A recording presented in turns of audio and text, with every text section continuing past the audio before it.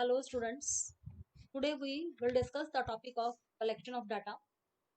In collection of data, firstly we must know the term data. Data क्या होता है? Data का meaning जानने के बाद ही हम उसे उसके कलेक्शन के बारे में जानेंगे. So for collection of data, we must have the knowledge of data.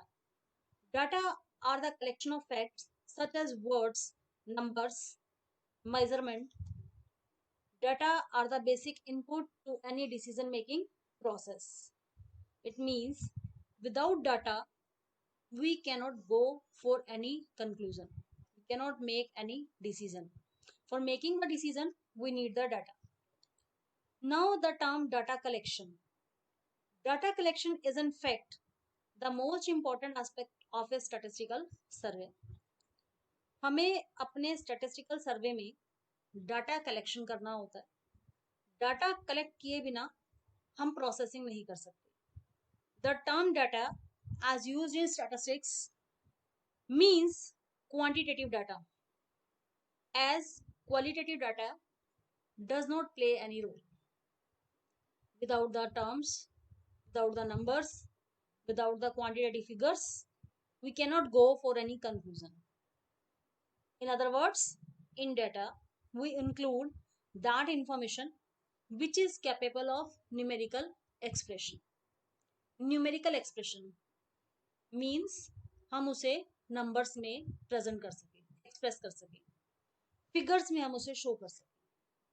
Qualitative aspects like intelligence, honesty, good और bad has no significance in statistics until and unless these are assigned some figures. इसमें हमारे पास कुछ figures होती हैं, ये figures assign की जाती हैं. Qualitative aspects when expressed numerically can be studied in statistics. हम न्यूमेरिकल फिगर्स को केवल तभी स्टडी कर सकते हैं अगर वो हमारे पास न्यूमेरिकली अवेलेबल है. Figures are useful. Figures can go for the conclusion. So data collection is the process of gathering and measuring information or on targeted variables. Data collection enables a person or organization to answer relevant questions, evaluate the outcomes and make predictions about future probabilities and the trends. यानी कि अगर हमें कोई भी conclusion तक पहुंचना है तो हमें पहले डाटा को कलेक्ट करना पड़ेगा और data collection is basically a process. Now coming to the next topic, types of data. How many types of data are there? Data is basically of two types. One is primary data, other is secondary data. Primary data according to Wessel, data originally collected in the process of investigation are known as primary data. यानी जिस data को हम अपने आप से search करते हैं, ढूंढते हैं, ओरिजिनली कलेक्ट करते हैं, इन्वेस्टिगेट करते हुए, ऐसे डाटा को प्राइमरी डाटा कहा जाता है. प्राइमरी डाटा में जो बेसिकली फीचर्स इन्वॉल्व हैं, these are firstly data collected by the investigator for his own purpose. Secondly, data collected from the source of origin. इसका बिल्कुल नया सोर्स होगा, नए सिरे से आप इसे ढूंढेंगे, नए सिरे से आप इसकी शुरुआत करेंगे. Data is collected for the first time from beginning to end. Data जो है हमारा पहली बार में कलेक्ट किया जाएगा, फ्रॉम बिगिनिंग टू एंड, शुरुआत से लेके अंत तक. This is first hand information. इसे फर्स्ट हैंड इंफॉर्मेशन कहा गया है. फर्स्ट हैंड इंफॉर्मेशन क्यों कहा गया है? क्योंकि इसे पहली बार सर्च किया जा रहा है, इससे पहले इसके ऊपर कोई भी काम नहीं किया गया. तो दिस इज प्राइमरी डाटा. जैसे फॉर एग्जांपल, हमें किसी पर्टिकुलर क्लास के स्टूडेंट्स के मार्क्स की लिस्ट चाहिए, तो मार्क्स की लिस्ट हम वन बाय वन स्टूडेंट से पूछकर भी बना सकते हैं. Second one is secondary data. वो डाटा जो किसी दूसरे पर्सन के द्वारा कलेक्ट किया गया है और आप उसे यूज कर रहे हैं. That is called as secondary data. विसल ने ही इसके बारे में भी डिफाइन किया है। Data collected by other person is called the secondary data. Data जिसको दूसरे पर्सन के द्वारा कलेक्ट किया जाए, ऐसे डाटा को सेकेंडरी डाटा कहते हैं। Now coming to the features of secondary data, क्या क्या खास बातें हैं सेकेंडरी डाटा में। Firstly, data is already in existence, data already exist कर रहा है हमारा। Secondly, data is collected for some other purpose than the answering of the question in hand. जो डाटा है वो कलेक्ट किया जाता है कुछ अदर क्वेश्चंस के लिए जो ऑलरेडी डिराइव्ड क्वेश्चंस हैं हमारे। Thirdly, this is second hand data. Second hand data क्यों है? क्योंकि इसके ऊपर पहले काम हो चुका है, किसी और ने इस डाटा को सर्च कर चुके हैं। कलेक्टेड बाय समवन एल्स, इस डाटा को किसी और ने कलेक्ट किया है, हम इसका सिर्फ यूज कर रहे हैं।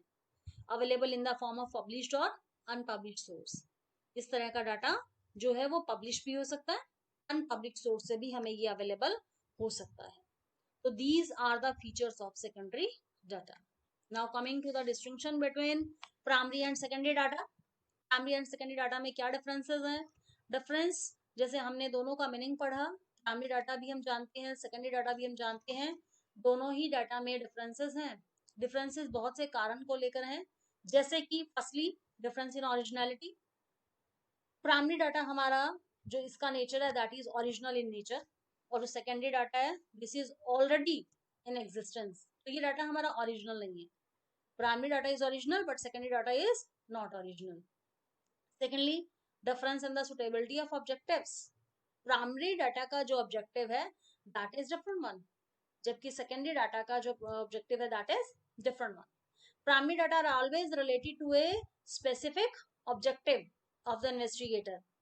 These data do not need any adjustment for the concerned study, but in the secondary data have already been collected for some other purpose. So this data need to be adjusted to suit the objective of the study in hand. दोनों में objective अलग अलग है। पहले वाले में primary data में वो ओरिजिनल डाटा होने की वजह से इन्वेस्टिगेटर उसे एक स्पेसिफिक पर्पस से यूज कर रहा है, उसे सर्च कर रहा है, जबकि सेकेंडरी डाटा में हम ऑलरेडी अवेलेबल डाटा को एक पर्टिकुलर पर्पस के लिए हम उसे यूज कर रहे हैं। Thirdly, difference in cost of collection. अगर हम कॉस्ट की बात करें तो जो प्राइमरी डाटा है उसमें हमारी जो कॉस्ट है वो ज्यादा रहती है, क्योंकि टाइम इन्वॉल्व भी ज्यादा होगा, मनी भी होगी, एफर्ट्स भी होंगे, क्योंकि इस डाटा को हम फर्स्ट टाइम यूज कर रहे हैं, फर्स्ट टाइम हम इसे सर्च कर रहे हैं, तो फर्स्ट टाइम सर्चिंग करने की वजह से इसके ऊपर हमारा कॉस्ट फैक्टर ज्यादा रहता है। Secondary data are simply collected from publish और अनपब्लिश रिपोर्ट्स, तो दीज आर लेस एक्सपेंसिव। तो ये जो डाटा हमारा, ये हमारा लेस एक्सपेंसिव डाटा रहेगा। These are the differences between the primary and the secondary data. Now coming to the further, Sechrist says the distinction between the primary and secondary data is one of the degree. केवल एक degree का फर्क है इसमें। Data which are primary in the hands of one party may be secondary in the hands of the other party. वो data जो एक party के हाथ में प्राइमरी डाटा कहला रहा है, वही डाटा दूसरी पार्टी के हाथ में सेकेंडरी डाटा बन जाता है। जो उसे फर्स्ट टाइम यूज करे वो प्राइमरी डाटा, जो सेकेंड टाइम यूज कर रहा है that is the secondary data. तो these are the differences between the primary data and the secondary data. This is all about the topic collection of data, primary data and the secondary data. Thank you. Hello students, now we are going to discuss our next topic in the chapter of collection of data. Our next topic is methods of collecting primary data. We are having lots of methods by which we can collect the primary data. Primary data को इकट्ठा करने के लिए हमारे पास बहुत से methods हैं। In different methods में हम वन बाय वन देखेंगे। हर मेथड की अपनी कुछ मेरिट्स हैं, डीमेरिट्स हैं, मेथड कहीं सूटेबल है, कहीं सूटेबल नहीं है, तो हर डिफरेंट मेथड के अंडर हम इनके मेरिट्स, डीमेरिट्स और ये डिटेल पढ़ेंगे one by one. We are going to take the methods. The first method is direct personal investigation. हमारा जो पहला मेथड है वो है direct personal investigation method. In this method, data are collected personally by the investigator. जो investigator है वो data को पर्सनली कलेक्ट कर रहा है, one by one, face to face contact with the person from whom the information is to be obtained. हमें जिस person से इंफॉर्मेशन चाहिए, हम उस इंफॉर्मेशन को कलेक्ट करने के लिए पर्सन से फेस टू फेस कॉन्टेक्ट बना रहे हैं. Data are collected by asking questions relating to the inquiry to the informants. हमें जो भी इंफॉर्मेशन चाहिए उसके लिए हम डाटा को जो है इंक्वायरी कर रहे हैं. Then suppose if an investigator wants to collect data about the involvement in politics of the students of KUK, he would go to the campus and contact each student and obtain the required information. This is for example. Now where this method is suitable, ये method कहाँ suitable है? One by one हम लोग ले रहे हैं direct personal investigation method के under ही, कि ये मेथड के अंडर जो सुटेबिलिटी है, यानी ये मेथड कहाँ कहाँ सुटेबल है हमारे लिए. Firstly the field of investigation is limited, जहाँ पर हमारा लिमिटेड एरिया है, हमें ज़्यादा बड़ा एरिया नहीं अवेलेबल, वहाँ पर ये मेथड हमारा सुटेबल है. Secondly greater degree of originality of data is required, जहाँ हमें ओरिजिनल डाटा चाहिए, हमें सेकेंड हैंड डाटा नहीं चाहिए, ओरिजिनल नेचर डाटा चाहिए. Thirdly information is to be kept secret, जहां पर हमें अपनी इंफॉर्मेशन को सीक्रेट रखना है. Thirdly investigation needs lot of expertise, care and devotion, जहां हमें बहुत ज्यादा एक्सपर्ट होने की जरूरत है, केयर, डिवोशन, यानी हमें बहुत ध्यान देने की जरूरत है. तो ऐसी जगह पर हमारा डायरेक्ट पर्सनल इन्वेस्टिगेशन मेथड जो है सही रहता है. Then coming to the merits of this method, personal direct investigation method में जो इसकी खास बातें हैं, मेरिट्स हैं. फर्स्टली जैसा कि पहले भी कहा गया है, this method is original in nature, high degree originality हमें इसमें मिलेगी. Secondly accuracy, data are fairly accurate, जब हम पर्सन टू पर्सन कॉन्टेक्ट करके इंफॉर्मेशन को कलेक्ट करते हैं तो डाटा एक्यूरेट भी होता है. Thirdly reliable, this method is more reliable because there is no chance of any doubt, किसी भी तरीके का कोई भी डाउट यहाँ पर अवेलेबल नहीं है. देन अदर इंफॉर्मेशन, जब हम डायरेक्ट पर्सनल इन्वेस्टिगेशन मेथड के अंडर डाटा कलेक्ट करते हैं तो हम कुछ और बातें भी जान सकते हैं, कुछ और इंफॉर्मेशन जो हमसे छुपी हुई है, जो हमें पता नहीं है, हमें उसका भी पता आसानी से लग जाता है. यूनिफॉर्मिटी, यहाँ पर यूनिफॉर्मिटी रहेगी. Fair degree of uniformity is available in this method, क्योंकि हम अपने आप direct face to face contact करके बात को पूछ रहे हैं. एक ही बात को अलग अलग लोगों से जब पूछा जाएगा तो जो जवाब है हम उसको कंपेरेबल भी बना सकते हैं. हम चेक कर सकते हैं कि जो क्वेश्चन पुट किया गया है वो कितना यूनिफॉर्म है, कितनी यूनिफॉर्मिटी उसमें अवेलेबल है.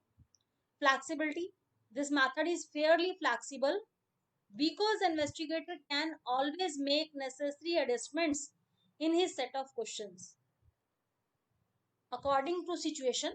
क्वेश्चंस फ्लैक्सिबल किए जा सकते हैं, बढ़ाए और घटाए जा सकते हैं जरूरत के हिसाब से, समय को देखते हुए, स्थिति को देखते हुए, जवाबों को देखते हुए. तो these are the merits of the method of direct personal investigation. our next topic is demerits of direct personal investigation method. Demerits में जैसे कि firstly not proper for wider areas, हमने जैसा पहला भी कहा है कि ये मेथड केवल ऐसे एरियाज में सुटेबल है जहां पर जो है लिमिटेड एरिया है, तो इसीलिए वाइडर एरिया के लिए सुटेबल मेथड नहीं है. दूसरा पर्सनल बायसनेस भी इस मेथड में रहती है, क्योंकि जो पर्सन इन्वेस्टिगेशन कर रहा है उसकी पर्सनल बायसनेस यहाँ पर रोल प्ले करेगी. This method is also costly, costly है. क्यों कॉस्टली है? क्योंकि हमें नए सिरे से यहाँ जांच करनी है, नए सिरे से डाटा इकट्ठा करना है, नए सिरे से इंफॉर्मेशन को इकट्ठा करना है, तो इसीलिए मेथड हमारा ये कॉस्टली रहता है. रॉन्ग कंक्लूजन, कभी कभी हमारा एस्टिमेट भी गलत हो जाता है, हमारी एजम्पशंस भी गलत हो जाती है, क्योंकि यहाँ पर जो डाटा कलेक्टर है उसके ऊपर डिपेंड करता है, तो वो डाटा कलेक्टर की रॉन्ग एजम्पशंस की वजह से डाटा भी गलत होगा और उसका निकाला गया कंक्लूजन भी गलत होगा. So these are the demerits in the method of direct personal investigation, and this is all about the direct personal investigation method. Now coming to the next method, next method is indirect oral investigation method. Indirect oral investigation method में हमारे पास जो information है वो हम direct person to person जाकर नहीं collect कर रहे। इनडायरेक्ट ओरल, इनडायरेक्ट ओरल इसलिए कहा गया है इसमें क्योंकि इनडायरेक्टली इंफॉर्मेशन जो है वो अवेलेबल है। इनडायरेक्टली अवेलेबल है मीन्स हम फेस टू फेस कॉन्टेक्ट नहीं कर रहे हैं, हम उसे ऑरली, हम उसे कॉल भी कर सकते हैं, हम उसे बात कर रहे हैं, लेकिन हम उससे फेस टू फेस कॉन्टेक्ट नहीं बना। तो इनडायरेक्ट ओरल इन्वेस्टिगेशन जो मेथड है, इस मेथड में जो हमारे अगेन कुछ मेरिट्स हैं कुछ डीमेरिट्स हैं। जैसे ये मेथड कहाँ सूटेबल है, कहाँ ये सूट करता है। This method is suitable particularly where the field of investigation is large, बड़ा एरिया होगा जहां आपका। Secondly, where it is not possible to have direct contact with the concern informants, अगर इन्फॉर्मेंट्स के साथ डायरेक्ट कॉन्टेक्ट पाना पॉसिबल ना हो। thirdly, concerned informants are not capable of giving information because of their ignorance, अपनी ignorance की वजह से वो information दे ही नहीं पा रहे हैं, इसलिए भी हम इस मेथड को यूज करते हैं। Then inquiry committees and commissions appointed by the government generally adopt this method, तो ये मेथड वहां भी यूज किया जाता है। Now coming to the merits of this method, merits में जैसा कि आपको पहले भी कहा गया है, wider area, this method is suitable for wider area, wider area के लिए यूज होता है, तो इसकी खास बात हो गई है। लेस कॉस्टली, हम यहाँ फेस टू फेस कॉन्टेक्ट नहीं बना रहे, पर्सन टू पर्सन मीटिंग नहीं कर रहे हैं, तो हमारी कॉस्ट भी कम रहती है। एक्सपर्ट ओपिनियन भी हमें मिल जाता है, एक्सपर्ट्स का ओपिनियन जो हमें हेल्प करता है फर्दर डिसीजन लेने में। Free from bias, bias free है, इसमें बायसनेस का कोई भी सवाल ही नहीं उठता, क्योंकि आप इसमें फेस टू फेस कॉन्टेक्ट तो बना ही नहीं रहे, तो पर्सनल बायस इसमें आपकी कहीं भी नहीं रहेगी। This method is relatively simple method of data collection. These are the merits of indirect oral investigation method. Now coming to the demerits of this method, firstly, less accurate. The data collected by this method are less accurate. This is because the information is obtained from persons other than the concerned informants, क्योंकि हम यहाँ पर direct contact करके information को इकट्ठा नहीं कर रहे हैं। Secondly, biased, personal biases are always available in this method, तो बायसनेस भी आपकी इस मेथड में हो सकती है। रॉन्ग कंक्लूजन्स, इस मेथड से हमारे कंक्लूजन्स भी गलत हो सकते हैं due to ignorance and carelessness of the witness, जो विटनेस है उसकी केयरलेसनेस की वजह से हमारे गलत डिसीजंस, गलत कंक्लूजन्स जो है सामने आ सकते हैं।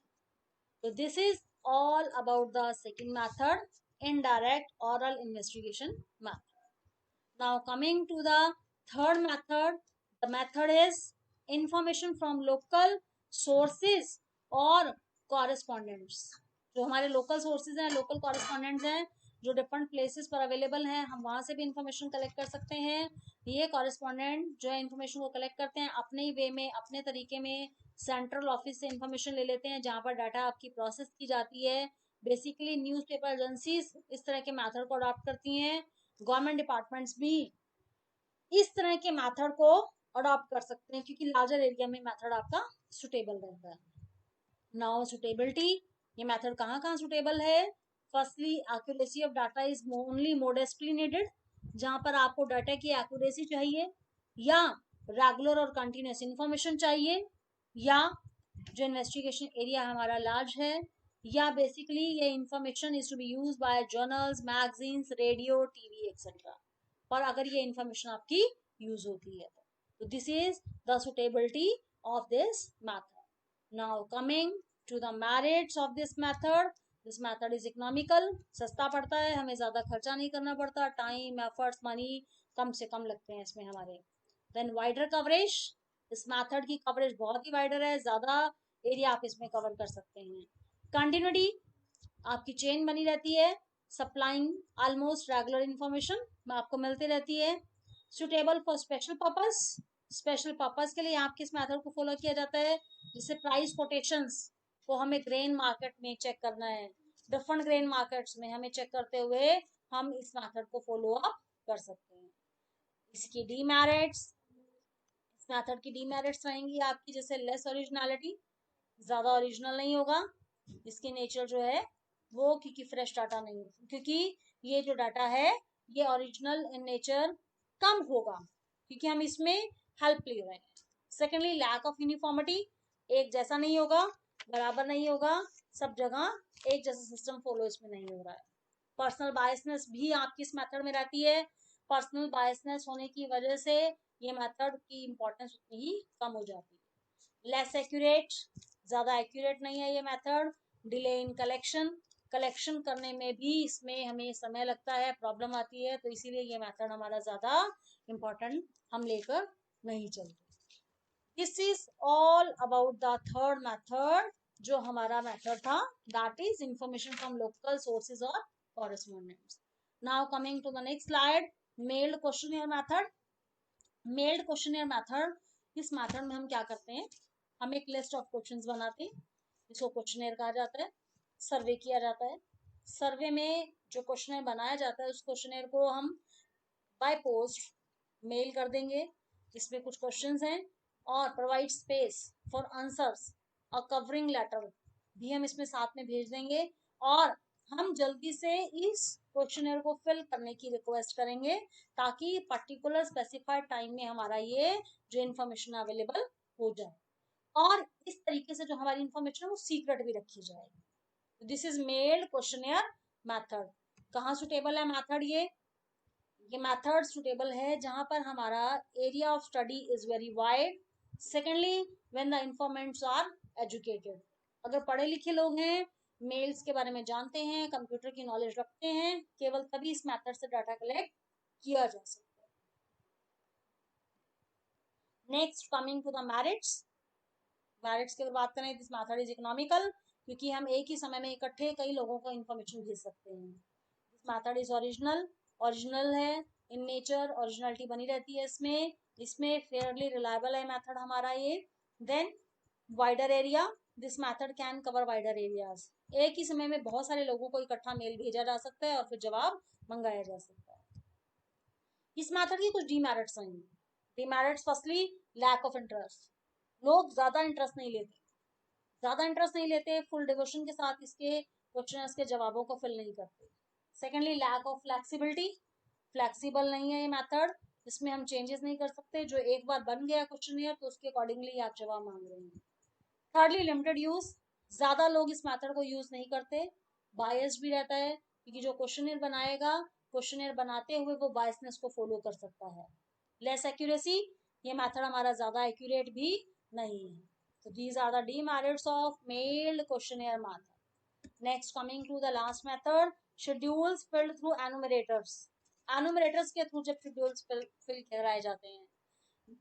In this method, question is prepared as per the purpose of inquiry.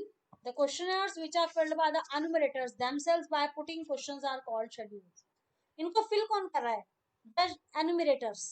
Enumerators कौन होते हैं? जो आपको schedules को fill करने में आपकी हेल्प करते हैं। ये वो पर्सन होते हैं who help the investigator in collecting the data. एनुमरेटर्स के थ्रू जब फॉर्म्स फिल किए जाते हैं तो ऐसे मेथड को शेड्यूल फिल्ड थ्रू एनुमरेटर्स कहा जाता है। देन ये मेथड सुटेबल कहाँ है? जहां पर हमारा फील्ड ऑफ इन्वेस्टिगेशन लार्ज है, बड़ा फील्ड है। Secondly investigation need specialised and skilled investigators, जहां पर आपको स्किल्ड इन्वेस्टिगेटर चाहिए। और थर्डली जहां investigators are well versed in the local language and cultural norms of the informants, जहां पर लोगों को लोकल नॉलेज का पता है, लोकल लैंग्वेज का पता है, वहां की लैंग्वेज पता होनी चाहिए अगर आपको लोगों से बात करनी है, लोगों से फिल कराना है। मेथड की कुछ मेरिट्स हैं, जैसे wider coverage, accuracy, personal contact हो जाता है आपका, इम्पार्शियल भी है, और कंप्लीटली इसमें सब बातें आपकी कवर हो जाती हैं। Now the demerits of this method is very expensive, खर्चा आता है इसमें। दूसरा, difficulties regarding enumerators, enumerators competent होने चाहिए, जो कि आसानी से हमें जल्दी से नहीं मिल पाते। देन टाइम कंज्यूमिंग, इस मेथड में हमें समय भी लगता है, टाइम कंज्यूमिंग है method, not suitable for private investigation, private investigation के लिए भी ये मेथड ज्यादा सुटेबल नहीं है, क्योंकि ये खर्चीला मेथड बन जाता है हमारे लिए। इनएक्यूरेट डाटा, डाटा इनएक्यूरेट हो सकता है इसमें, data will not be accurate, क्योंकि यहाँ पर एनुमरेटर्स हमारे जो हैं बायस्ड हैं। So these are the different methods under the primary method of collecting the data. We have studied these methods. Thank you. Hello students, now we are going to discuss our next topic, that is essentials and qualities of a good questionnaire. एक अच्छा questionnaire कैसा होना चाहिए, उसमें किन किन बातों का होना चाहिए, या एक अच्छे क्वेश्चनेयर की क्या खास बातें होनी चाहिए, आज हम ये टॉपिक पर बात करेंगे. Questionnaire is a list of questions relating to the field of inquiry and provides space for answers. May be defined as an instrument of collecting primary data from a large number of persons. The success of the investigation largely depends upon the proper drafting of the questionnaire. हमारा questionnaire जितना अच्छा होगा, उसमें जितने अच्छे questions होंगे, जितने सही क्वेश्चंस होंगे, उतने ही हमारे रिजल्ट्स भी अच्छे होंगे. So following are some of the notable essentials or qualities of a good questionnaire. क्या क्या क्वालिटीज इसमें होनी चाहिए. Firstly, limited number of questions. Number of questions should be as limited as possible. हमारे क्वेश्चंस लिमिटेड होने चाहिए, ज्यादा questions नहीं होने चाहिए, क्योंकि जितने ज्यादा क्वेश्चंस होंगे उतना ही आंसर्स जो है हमें अच्छे से नहीं मिल पाएंगे. Questions should be only relating to the purpose of inquiry, यानी हम जिस बारे में इंक्वायरी करना चाहते हैं उतने ही क्वेश्चंस हमें रखने हैं. Secondly, simplicity. Language of the questions should B simple and clear. Questions should be short and not long or complex. Mathematical questions or calculations should be avoided. हमारे क्वेश्चन सिंपल होने चाहिए, उसमें किसी भी तरीके की कैलकुलेशन पार्ट को हमें इंक्लूड नहीं करना है. Thirdly, proper order of the questions. Questions must be in a proper order. It should be in proper order, in a proper sequence. Next, no undesirable question. Undesirable questions or personal questions in particular must be avoided. हमें जो undesirable questions हैं उन्हें हमें avoid करना है, क्योंकि कोई भी अपने पर्सनल क्वेश्चंस का जवाब देना पसंद नहीं करता, तो ऐसे क्वेश्चंस को हमें अवॉइड करना है. Less chance of partiality. हमें पार्शियलिटी नहीं करनी है. Question should be such as can be answered impartially. No controversial questions should be asked. Next, calculations. Questions involving calculation should be avoided. Investigator himself should do the calculation job. Next is pre-testing.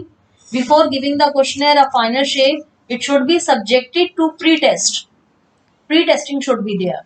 To achieve this objective, some questions be asked from informants on the trial basis. Next is instructions. Clear instruction for filling the questionnaire form be issued. हमें instructions पहले ही clearly बता देनी चाहिए ताकि हमारा question अच्छे से fill up किया जा सके. Cross verification. Such questions should also be asked as may help cross verification. ऐसे क्वेश्चन भी पूछे जाने चाहिए जिनसे क्रॉस वेरिफिकेशन हो सके. Request for return. Request should be made to return the questionnaire duly filled in. The informant be assured that the information conveyed by him will be treated as confidential. जो informant है उसे हमें ये कहना है कि वो अपनी इंफॉर्मेशन को इस तरीके से रखे कि वो कॉन्फिडेंशियल रहे, सीक्रेट रहे. तो दीज आर द क्वालिटीज और essentials of a good question. Now coming to the next topic, that is methods of collecting secondary data, that is sources of secondary data. हमारे पास सेकेंडरी डाटा को collect करने के लिए दो तरह के सोर्सेज हैं. One is publish sources and other one is unpublished sources. Firstly, we are taking the published sources. Published sources में जिसमें सबसे पहले हमें कह रहे हैं some of the published sources of secondary data are firstly government publications. Ministries of central and state government in India publish a variety of statistics as their routine activity. As these are published by the government, data are fairly reliable. Some of the examples are statistics, Statistical Abstract of India, Annual Survey of Industries, Agricultural Statistics of India, Report on Currency and Finance, Labour Gazette, Reserve Bank of India Bulletin. These are the examples of government publication.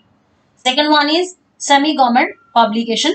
Semi-government publication में हमारे पास आ जाएंगे semi-government bodies जैसे कि municipality and metropolitan councils.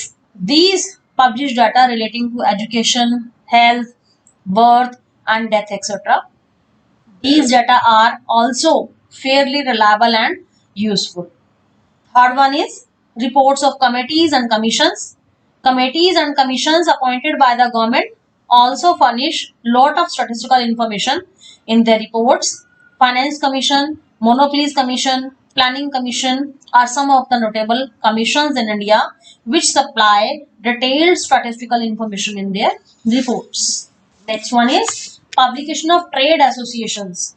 बहुत सारी trade associations हैं, बहुत बड़ी बड़ी big trade associations, though their statistical and research divisions collect and publish data on various aspects of trading activity. For example, Sugar Mill Association published information regarding sugar mills in India. Paper Mill publish regarding paper in India, paper mills in India. Paper mill association जो है वो paper मिल के बारे में publish करेंगे. Sugar mill association है, sugar mill के बारे में जो है पब्लिश करेंगे. Next one is publications of research institutions. Various universities and research institutions publish information regarding their research activities. जैसे कि इंडिया में for example Indian statistical institute है, national council of applied economic research है, ये जो है data जो है एक रेगुलर फीचर को लेकर ये जो है अपने डाटा को पब्लिश करते हैं. Journals and papers, many newspapers for example economic times, business today, India today, commerce, facts for you, ये हमें बहुत सी इंपॉर्टेंट इंफॉर्मेशन जो है सप्लाई करते हैं. Then publications of research scholars. So many research scholars also sometimes publish their research work containing some useful statistical information. International publications are also there. International organizations as United Nation Organization, UNO, IMF, ILO and foreign governments etc. also publish a lot of statistical information.